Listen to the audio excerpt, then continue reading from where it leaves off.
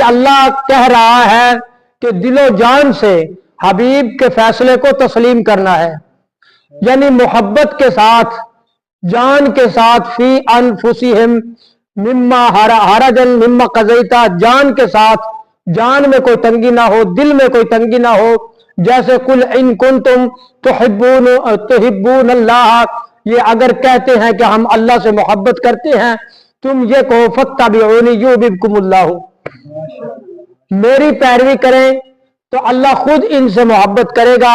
यानी हबीब के फैसले पर, हबीब के साथ उसका हुक्म भी मानना है और उससे मोहब्बत भी करनी है। अब ये देखिए, हुकूमत का कोई आदमी आ जाए, आप उसका एहतराम भी करेंगे और उसके फैसले को भी मानेंगे, क्योंकि हुकूमत कानून और कवायद के साथ होती है। हुकूमत के पीछे एक हाकिम का हुक्म होता है, कानून और कवायद होते हैं। जब एक हाकिम दुनिया का हो, उसके कानून और कवायद होते हैं।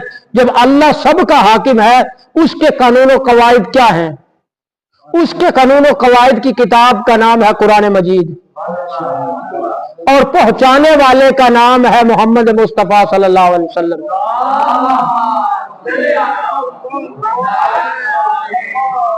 पता ये चला, रसूल जो फैसला करेगा अपनी तरफ से नहीं करेगा, बल्कि अल्लाह की तरफ से करेगा।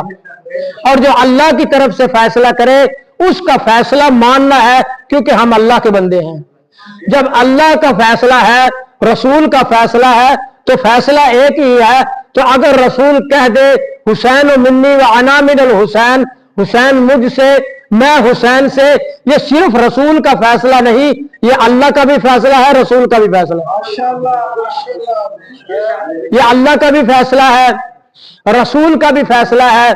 अगर हम रसूल के फैसले को ना माने, हत्ता युहक्किमू का फीमा शजर बैनहुम, अल्लाह तो कहता है इनके आपस के मामलात में अगर ये ना माने, सुम्मा ला यजिदू फी अनफुसिहिम, अपनी जान में तंगी भी महसूस ना करे, तो फला व रब्बिका ला युमिनून, ये अगर तंगी महसूस करेंगे, फैसले को ना मानेंगे, तो ला युमिनून, ये ईमान वाले है ही नहीं।